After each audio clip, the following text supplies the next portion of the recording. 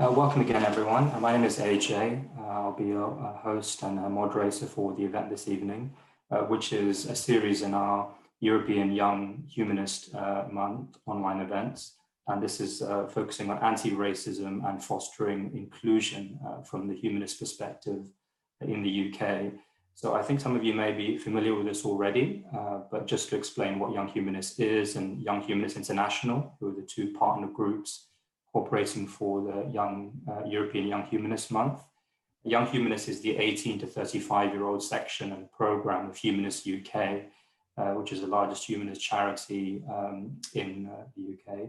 And Young Humanist International is the youth wing, similarly, of Humanists International, which is a worldwide body to which Humanists UK and other national bodies belong.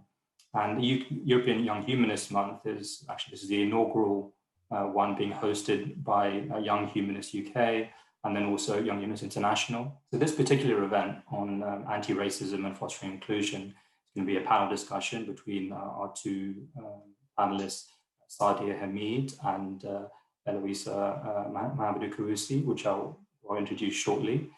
But the idea for this, I mean, anti-racism and fostering inclusion arguably are eternal issues, unfortunately, that could be relevant at any given time, but I'm sure we don't need reminding of what a year 2020 has been so far.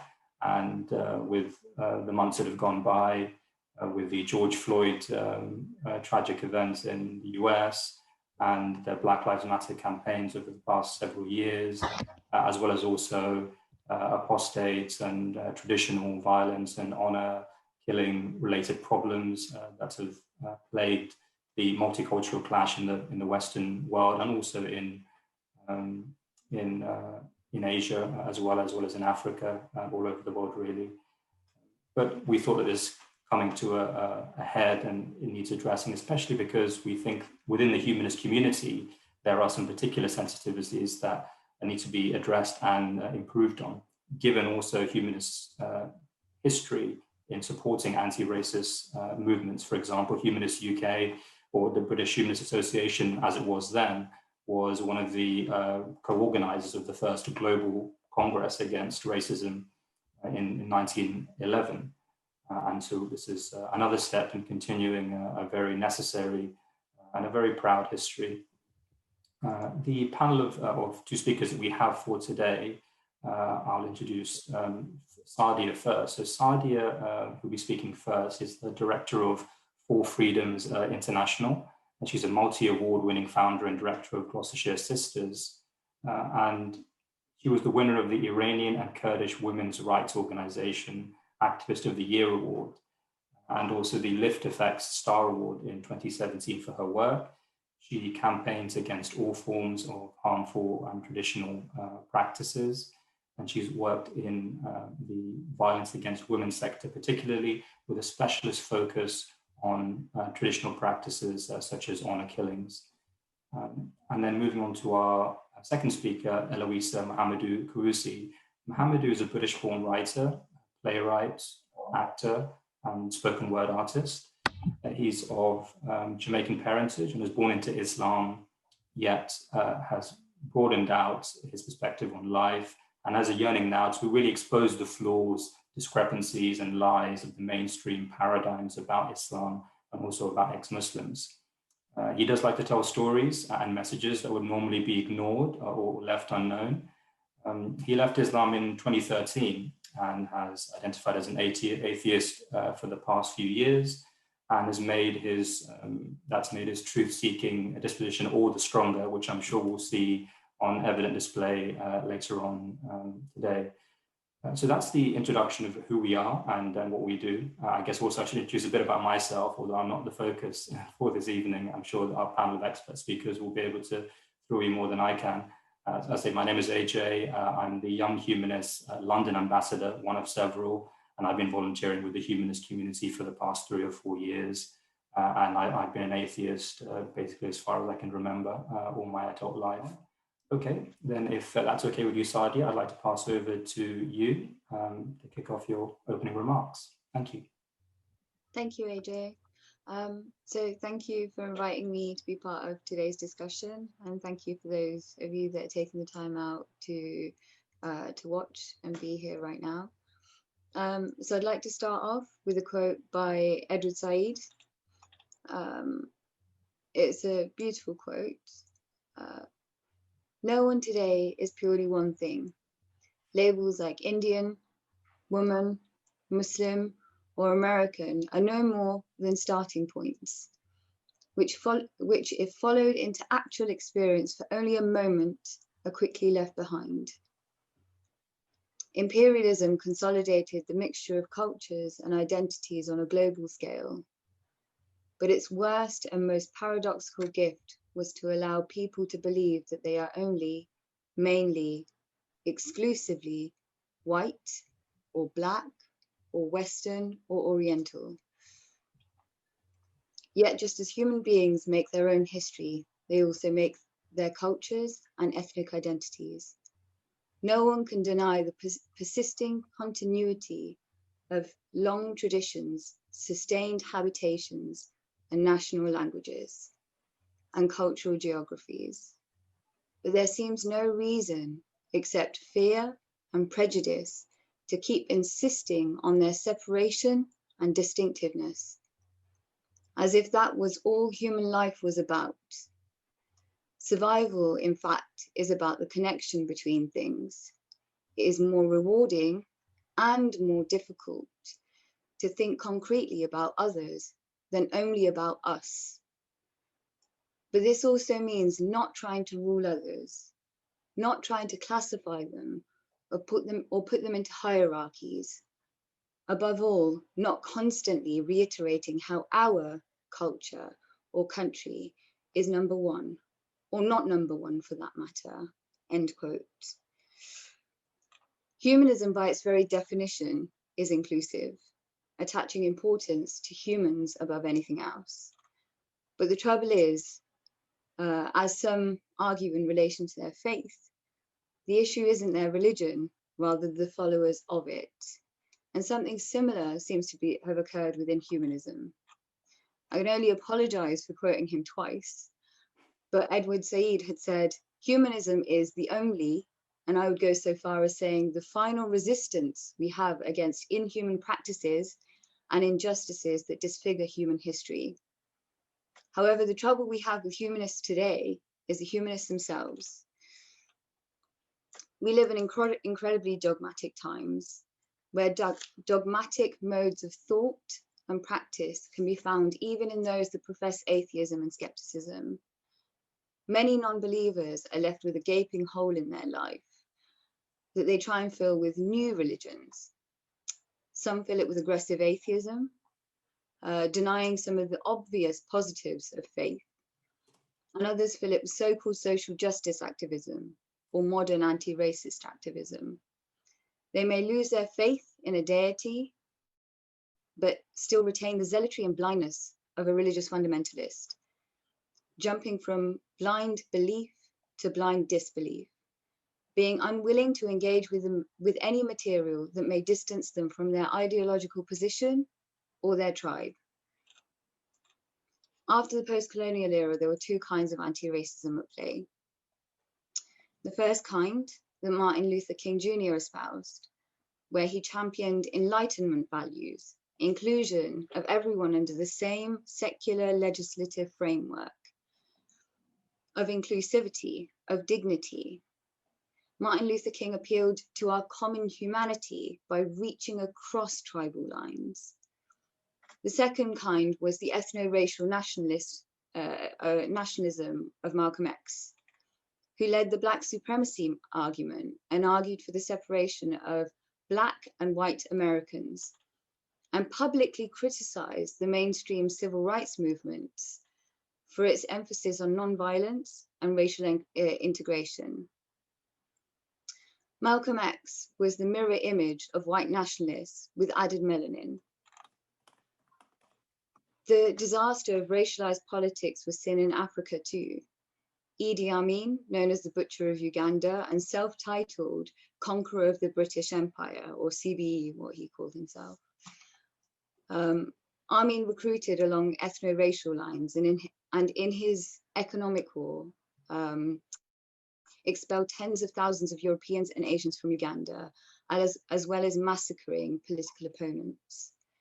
The Marxist-Leninist anti-colonial leader of Zimbabwe, Robert Mugabe, in his efforts to establish an independent state controlled by a Black majority, encouraged the violent seizure of white-owned farms, leading to food production shortages and eventually famine.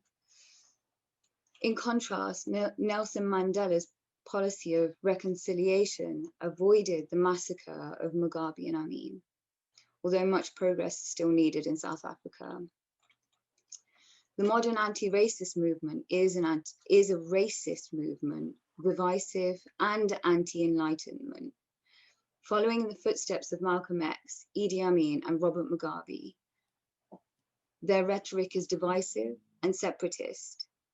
We have to be able to interact with people from outside of our group. One mustn't jump from one cult to another.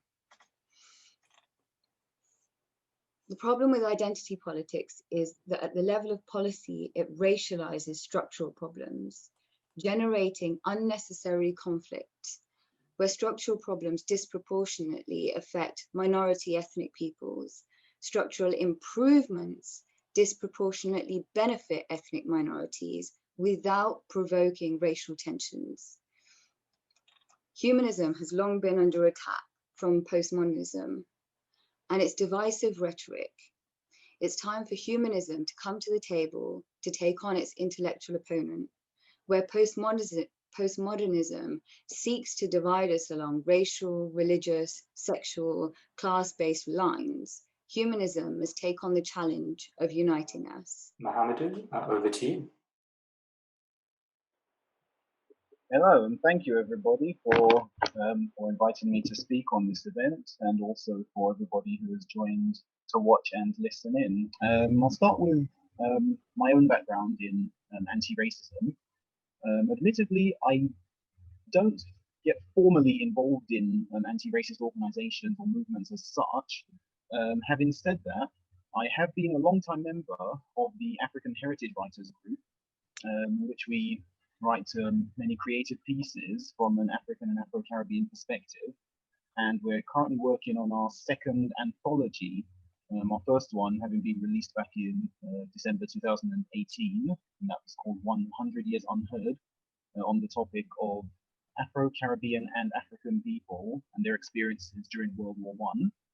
I'm also a member of the Association of Black Humanists and the Council of Ex-Muslims of Britain, and I also regularly make donations to Malcolm Children's Foundation, which is a Uganda-based grassroots organization that raises funds for children and infants with long-term health conditions to make sure they receive the medical care they need.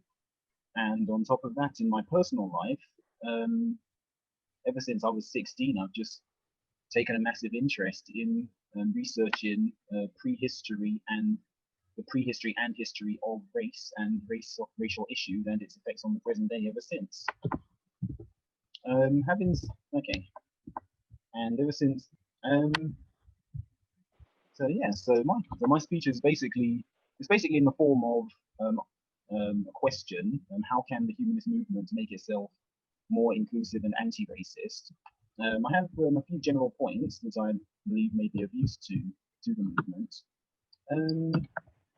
So my first point would be, do not assume that being a humanist or an atheist or even a scientist in a professional setting necessarily protects you from having or perpetuating or exhibiting racist attitudes. Because people have made the critique that there have been racist attitudes from within the humanist movement, and that has, at least for some, put them off wanting to be part of it. So it's up to people within the movement to examine themselves and ensure that they're not perpetuating the injustices that they claim to be fighting against. And also, it's important to increase one's general background knowledge of the ways in which racism has affected people's psyches, both white and otherwise. Especially, this point I was reminded of last week as I was speaking to my manager at work, actually. the parameters of integration, sometimes non-white people may feel safer and more able to socialize with people who look like them. And it is understandable that white people may feel uncomfortable with that. However, I believe that shouldn't be discouraged, because it could be those people's only way to relate to the movement. And also, at least for some, they would argue that it allows people to integrate on their own terms rather than having the terms of integration being dictated to them, so that they feel like they're truly participating in integration rather than just being told to integrate. Don't assume that racism is necessarily dead and gone or a thing of the past, because as we probably all know, the whole of Europe, including the British Isles as well as the Americas, Australia, South Africa, Israel, all exist in their present form today because of racism, leeching off of the resources of countries and regions where non-white people are the majority. Then we also have the stolen generation from Australia, and the White Australia policy, which began back in the 19th century and continued well into the early 1900s. And that was, for those who don't know, that was a policy that was instituted by white Australians to basically clear the country of the Aboriginal Australians, and also forbid non-white people, so Asians and people from the surrounding islands like Tasmania, Fiji, Vanuatu, and other surrounding nations, to stop them from coming in, to basically set Australia up as a country that was only for white people. And part of that policy, one of the unspoken effects of that policy, was basically to breed the black out of the natives, which were basically meant to effectively to make the Aboriginals white, not just culturally but also ethnically as well, by basically mass raping Aboriginal women and then taking their children from them, or the mixed race children, then making sure those mixed race children only grow up in all white environments, so that they have no recourse whatsoever to their Aboriginal ancestry. And then when those mixed race children grow up, basically raping them, and then making sure they give birth to 3/4 white children, and then stealing those children from them again, and basically repeating the process that they're basically completely white all the way through. And that has largely succeeded in Australia, but in places like Tasmania, that policy was completely successful. To this day, there is not a single full-blooded native Tasmanian person left alive at all because of that policy. So in that sense, then the effects of racism is literally in their DNA. And going outside of Australia, many to most American, including Caribbean black people, are mixed race through much the same process, although that wasn't a formal policy. That was just what some of the enslavers wanted to do back then.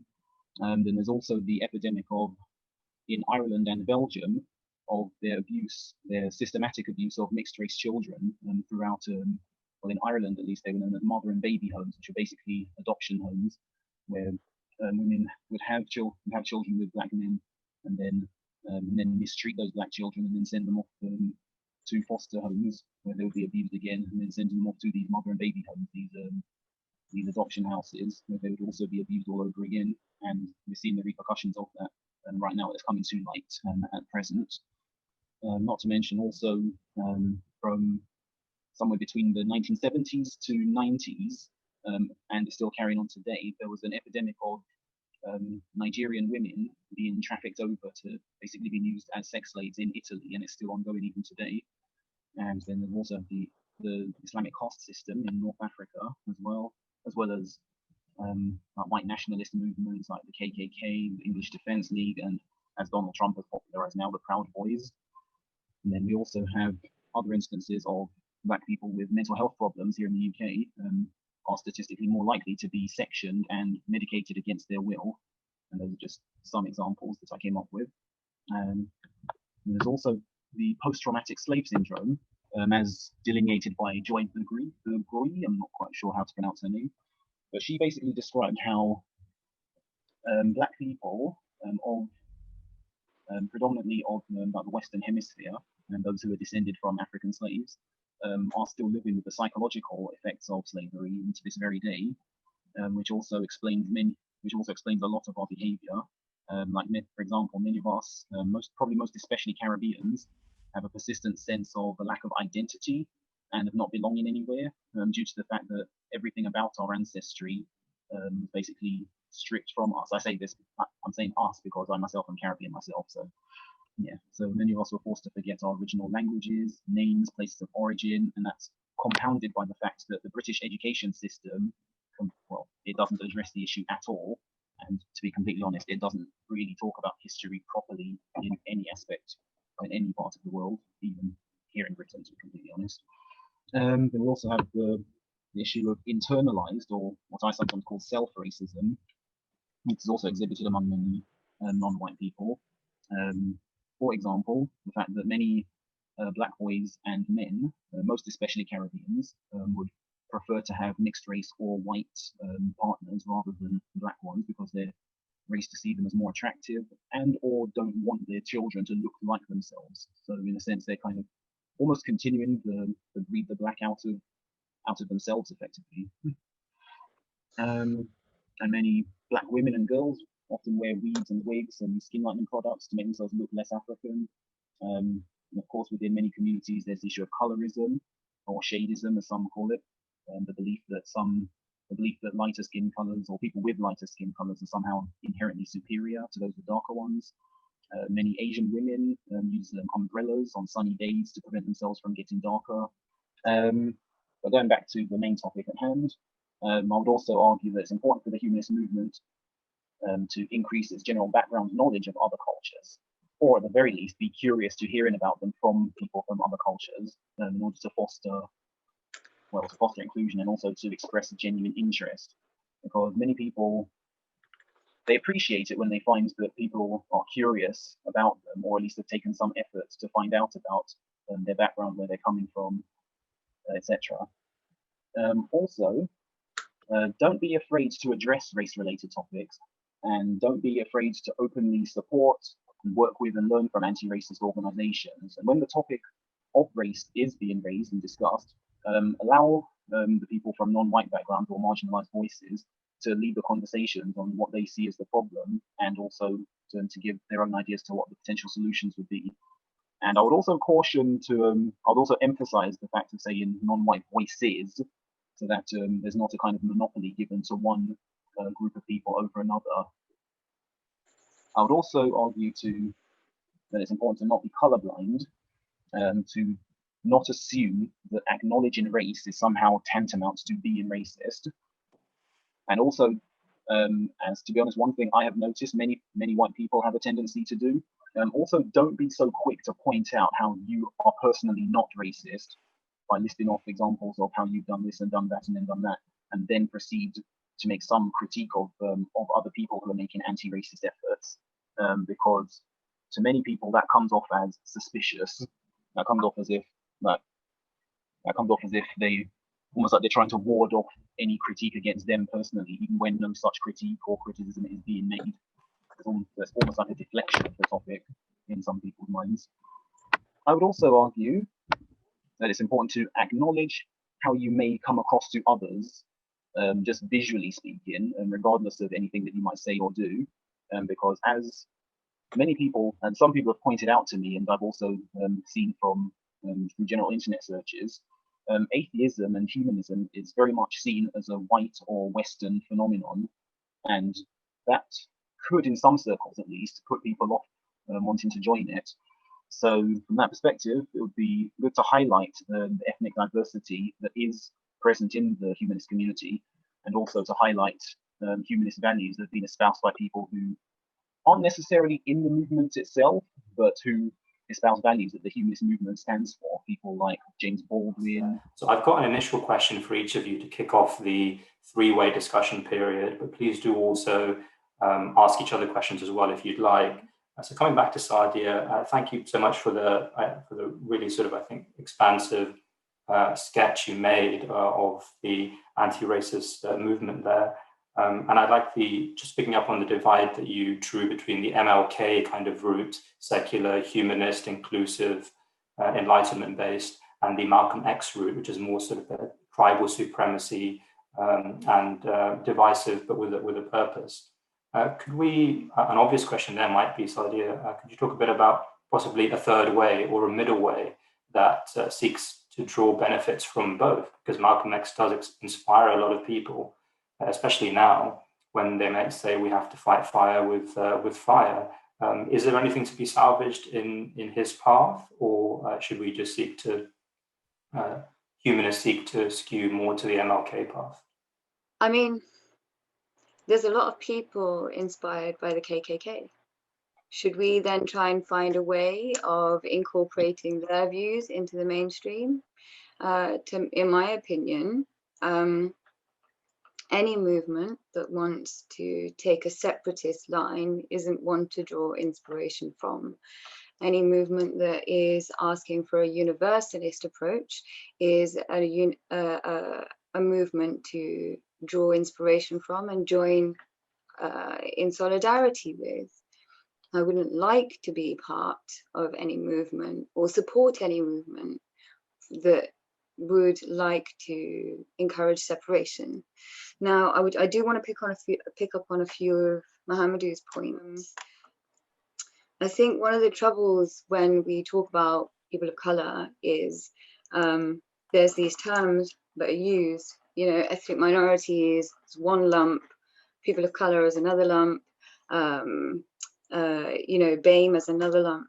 Well, there's quite a lot of diversity within those communities, and also quite a lot of conflict amongst the diversities. You know, there's things that Mohamedou talked about of people preferring fairer skinned members of their own community. That's not something that's been influenced from outside of the community. That's something that the community has been doing to itself since the beginning of time.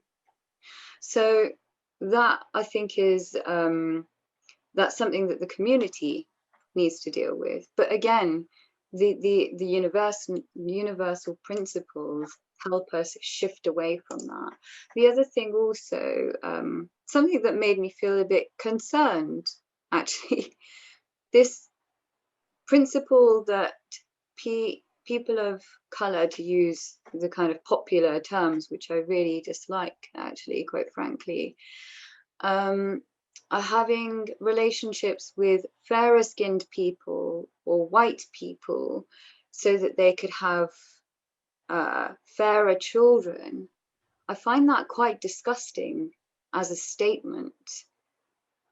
I fell in love with my partner who was white because I liked him.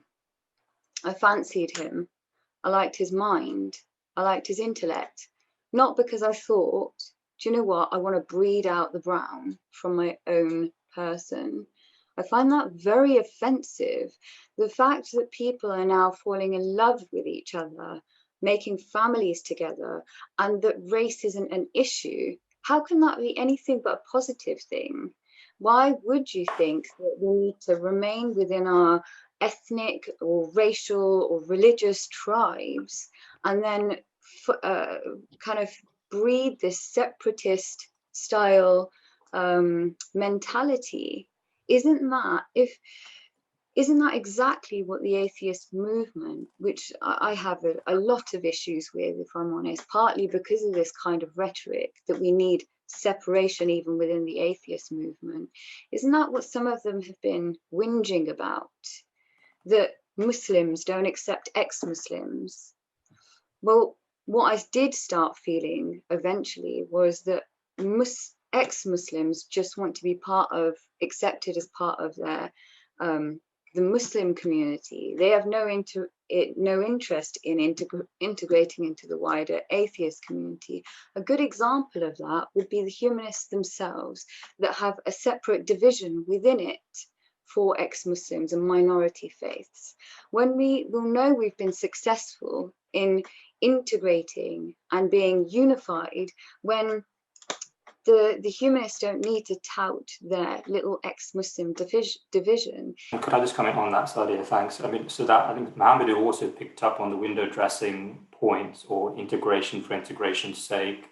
And coming to Mohamedou, could you respond to some of what Sadia said? Do you agree with that point there as well? And following on from that, you mentioned education and sort of genuine humanist, more organic or genuine humanist projects that could be launched to win over people who may otherwise may be a bit hesitant to get involved in the humanist community.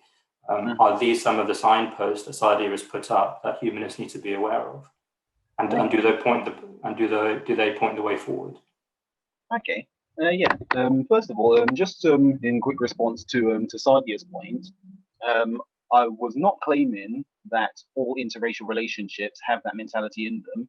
What I was saying is that that mentality does exist among interracial relations, and for many people amongst different communities, that actually is the reason why they get into interracial relationships.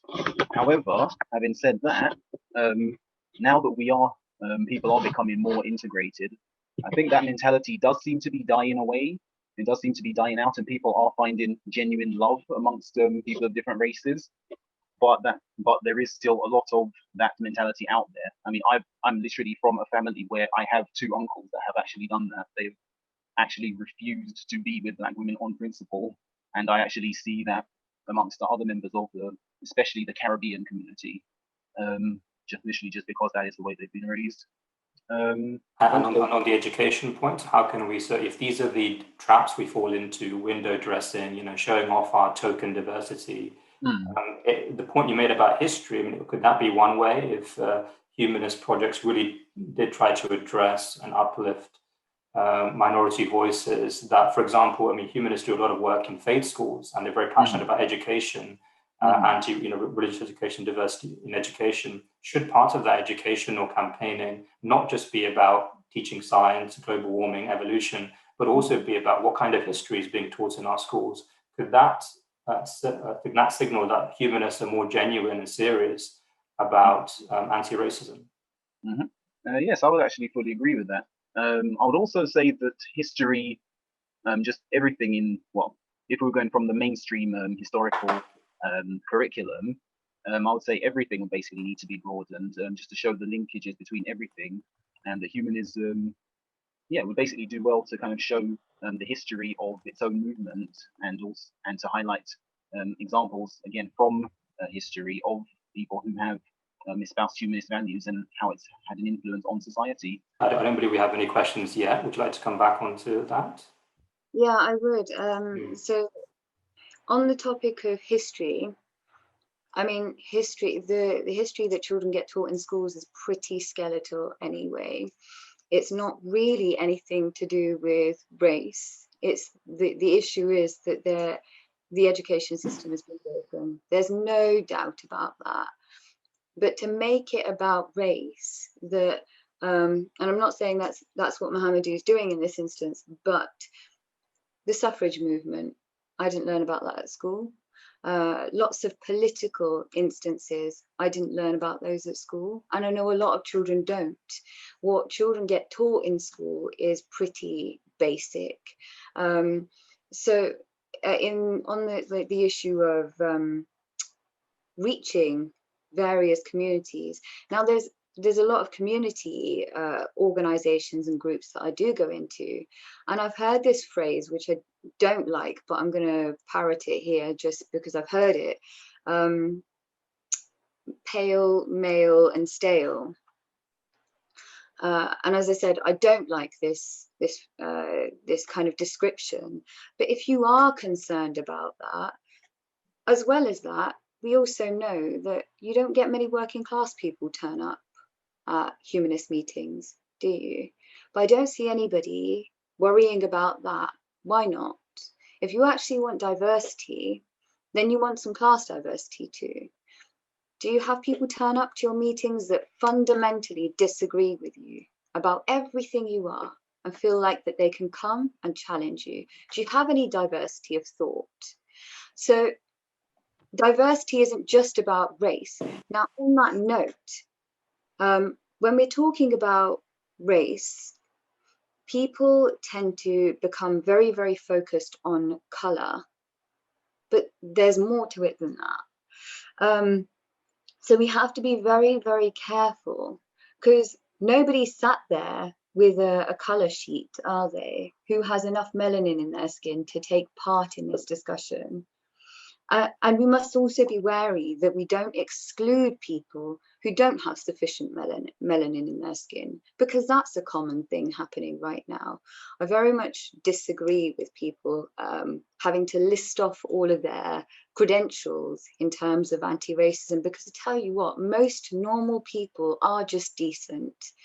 The anti-racists of today, who, as I said, compared to some of their historic counterparts, are very, very divisive.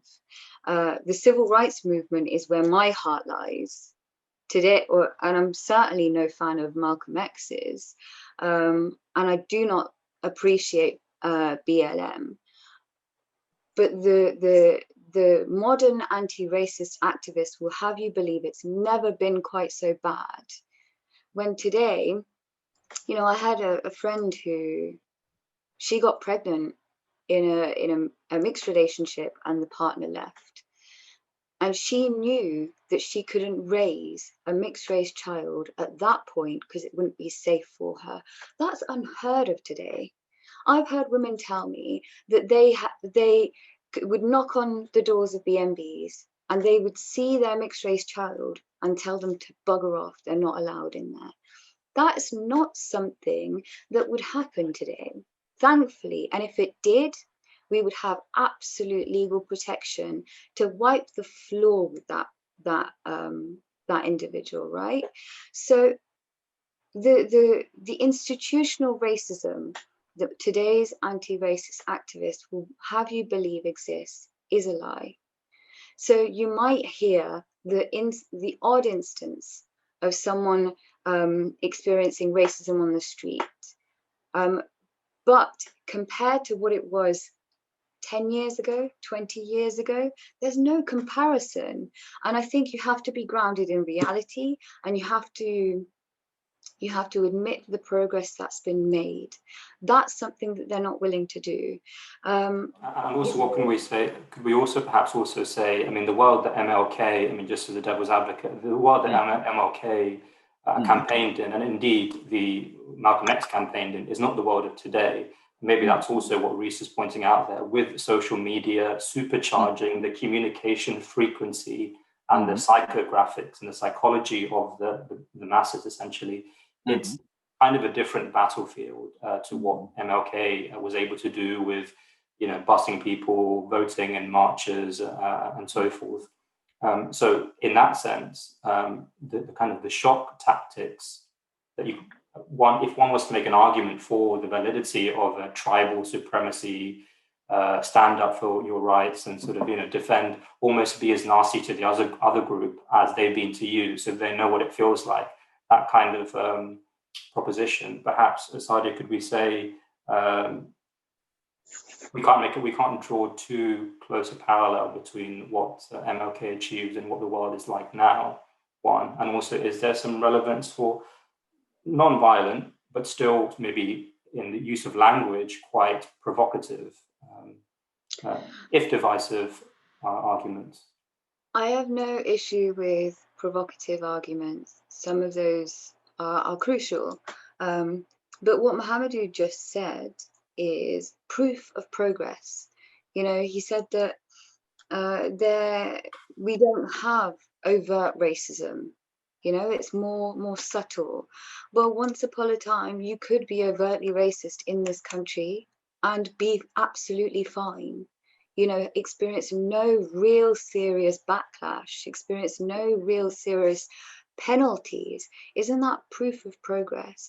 Now, the issue with Black Lives Matter today is what they're trying to import into the UK is US-style racial politics, which we don't have.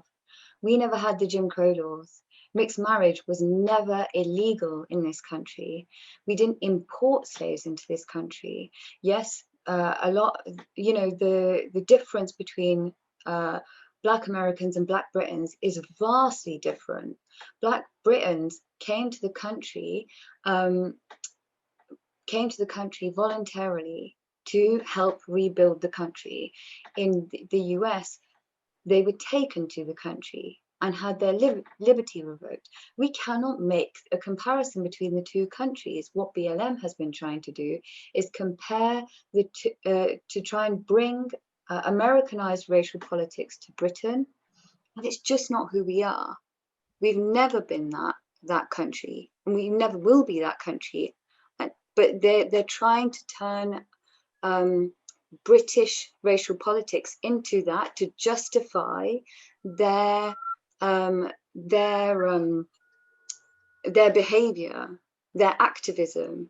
And I think there's nothing more disgusting than aggregating or appropriating the struggles of cultures from abroad to justify your behavior in this country, to justify your activism, your kind of flimsy and baseless activism in this country. If there's issues, if they're legitimate issues, we're in a position now where parliamentarians will actually listen, and they genuinely will listen. Yeah. So the one for Mohamedou is Alex asking that he's actually more concerned with the actions of the far right and the racism brewing sort of there in the populist far right movement. I think Mohamedou mentioned the Proud Boys. Of course, either of you can pick up on this. Do either of you have experience of racism in that sense? And is that something that humanists should be sensitive towards? Or are we not sensitive towards it enough here? Maybe arguably, Sadia may also say that's an imported concern from across the pond. I don't have any experience of it myself, but I have heard people speaking about it a lot more.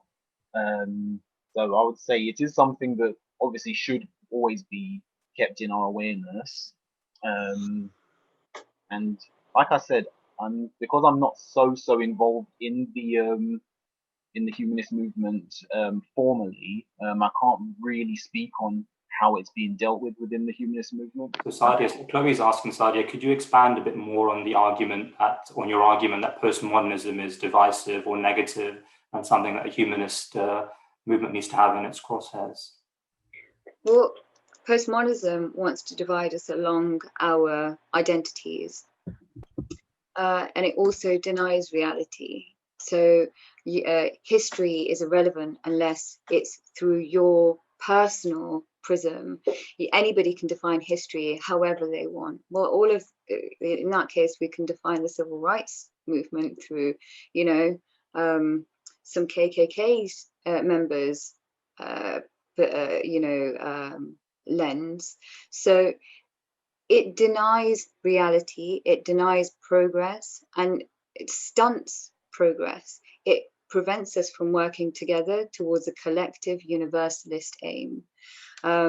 So the best people, I think, to read on this would be Helen Pluckrose and James Lindsay. They've just brought out a book, I think it's called Cynical Theories, if you want to read more about that. I mean, they've dedicated years to it. I'd probably class myself as a novice. In fact, I definitely class myself as a novice in this area. But what I do know categorically is that it is a direct opponent of humanism, where humanism, the theory of humanism, as I mentioned in my opening, is about putting the importance of the human first. Postmodernism likes to list off your individual identities and separate you into those and prevent working together towards a collective aim. Kat has asked both speakers to comment on the use of quotas. I think we know some of your opinions on this already, but perhaps you could address it more directly. The tick box experience or the tick box nature of quotas not fully expressing the lived experience of what it is for people to confront structural racism in institutions. Mohamedou, do you have a comment on that? And then we'll go to Sadia. Okay. I would disagree with it largely, simply because of the fact that, well, first of all, it's just the fact that many companies have quotas, but they don't. Well, first of all, they don't really check the quality of the people that they're employing in quotas necessarily. So they may hire somebody just because they're black or brown or whatever, but they won't necessarily check that person can actually do the job. Or fourth and even larger issue is that quotas ultimately just look good on paper, but they don't necessarily address any internal issues within the company itself. So you may hire somebody from a different background, but that says absolutely nothing whatsoever about how they're being treated, like once they're on the job. And in terms of in terms of just the concept of a quota, well, why would you necessarily need the quota? If you were already being inclusive and hiring people like for their actual ability to do the job. Okay. So that in and of itself is a bit suspect. Thanks, Mohammed. And Sadia, your comment on quotas and affirmative action? Yeah, I think I agree with Mohamedou there, actually. But do you think by having a quota, it's not going to breed resentment? Naturally, if somebody gets a job just because of the melanin in their skin or whatever the so-called quota is, it's just going to breed resentment. It wasn't that long ago that we used to hear statements about women in the workplace who had got management positions, and because of the resentment there, because of the suspicion that she hadn't done it by herself, you know the kind of statements I'm talking about, that she stepped her way to the top. Do you not think that those same kind of statements would emerge about Black people, brown people, people of color who had got the job just because of the shade of their skin rather than their actual talent, their hard work, their persistence? It works in multiple ways to disadvantage rather than benefit those that they're alleging to support and promote. Perhaps then quotas need to be introduced, if they are introduced, and many countries have them in sort of the Indian caste system, for example, has scheduled castes and so on and so forth. And the problems there are also, Sadia points out, are also there in terms of resentment. And Mohamedou, maybe you could respond to that. Does that link into your point about education? And if any measure, be it COVID precaution measures or quotas, if any measure is introduced without adequate educational campaigns and understanding for the man on the street why they're asked to be doing these things, it's inevitably going to lead to resentment. What do you think? Yeah, I would agree that education is a very big factor in, well, just everything in life, basically. The average man on the street won't necessarily know or necessarily understand like why he's being asked why he's being necessarily asked to take part in like a certain survey or whatever. So education and explanation is always the best thing. Having said that, I would also caution that many people are just generally suspicious of anything to do with the government or anybody who claims to be in a position of authority. So I would say there should also, on top of that, be some kind of, some kind of policy or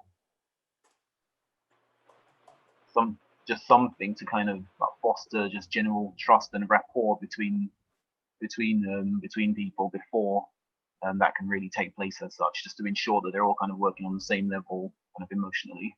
Okay, thanks very much. And sorry, I would like to go back to Sadia there, but we've run out of time. Thank you so much for putting up with my quick and hasty chairing. So now I think I just want to convey again the thanks from the audience as well for your questions, and they've also really appreciated both Sadia and Mohamedou's considered answers to the questions that were raised.